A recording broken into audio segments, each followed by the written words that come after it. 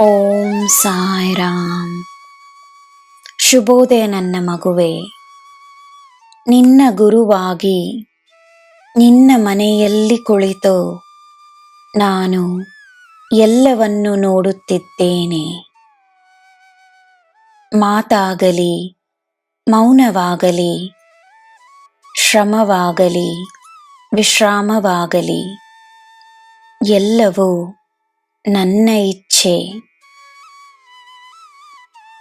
ದಾರಿಯಿದೆ, ನಿನಗೆ ಸಿಗುತ್ತದೆ. ಉತ್ತಮವಾದ ಯೋಜನೆ ನನ್ನದಾಗಿರುವಾಗ ಉತ್ತಮವಾದ ಜೀವನ ನಿನ್ನದಾಗಿರುತ್ತದೆ.